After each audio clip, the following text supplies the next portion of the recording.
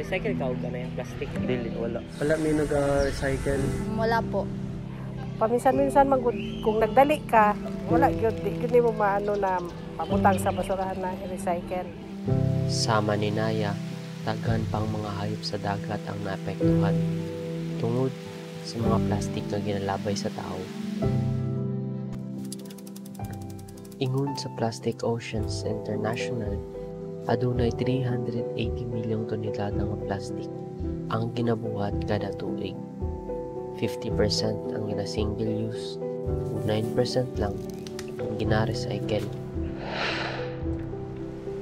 Sa Davao World, 71.64% ng basura kay puros plastic. Ang plastic ginagamit nato sa bisag asa nga butang. Pero kabalo ba mo? Nga naay 7 ka klase ng mga plastic. Ang matag plastic adunay kaugalingong abilidad o gamit.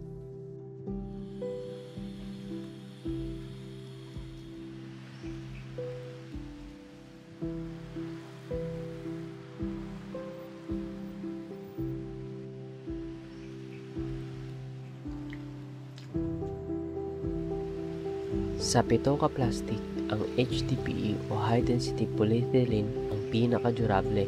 Makita kini sa shampoo, lotion, o detergent o butanganan. Pwede usab kini tunawon aron mahimong bag-ong produkto. Ginagamit usab ang HDPE pang construction o tama ang pagkaproseso niini. Kung titinan mo kasi sa hierarchy ng mga plastic grades, si high density kasi maraming naidudulot na advantages. And one of them is yung tibay at saka yung matagal mong magagamit. Meron tayong nilabas na ang tinatawag natin plyboard para pang formworks. Ito naman masasabi natin galing na rin ito sa mga contractors na mga kumuha sa atin. Nakita nila na mas matagal na nilang magagamit yung ating mga produkto kaysa dun sa una na binibili nila. Aduna na yung mga eskwelahan sa Davao City nga nagabawal og plastic. Pero tama na ba kini aron masulbad ang mga problema batok sa plastic? Sa pagpangita og lain-laing mga solusyon aron makatabang dili lang sama ni Naya kundi pati na sa mga katawhan sa Davao City.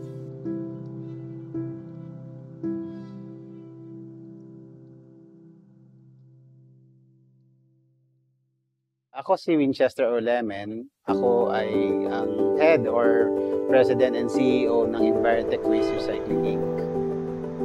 I do an advocacy of giving extended help doon sa mga nangongolekta ng mga plastic waste.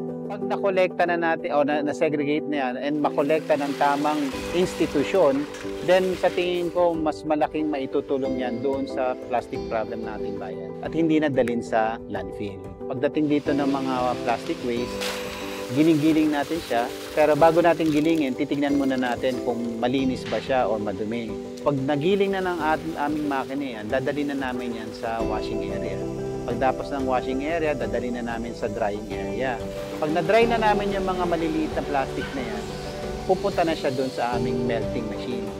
So pag natunaw na namin yung plastic na yan, magiging molten product na siya in preparation para maging produkto. Kasi pag maghulma na kami ng iba't ibang klaseng produkto, dyan nalalabas yung mga iba-ibang parts ng aming silya. Ang plastic problem ng bansa na bibigyan ng solusyon yan sa disiplina ng isang tao. So, pag walang disiplina ng isang tao at walang pagmamahal sa bayan, sa tingin ko, hindi natin mareresolba ang itong problema na to kahit na 500 trucks pa ang magkokolekta araw-araw. Ang Envirotech Pod nagkolekta sa mga lain-laing barangay, sama sa Barangay Agdao, San Antonio de Parish, Barangay Panakan, ug daghan pa. Isa ang Envirotech na nagatabang aron masolusyonan ang problema batok sa plastik nga maoy nakaapekto sa ato ang palibot ilabi na sa atong kadagatan. Kung ang problema sa plastik magapadayon, dili lang ang tao ang maapektuhan. Apil na usab ang mga hayop sa dagat. Sama ni Naya, na nabiktima sa mali nga paglabay og plastik sa dagat. Kung unsa nga to ang aksyon karon, mao ang mulutad sa umaabot nga panahon.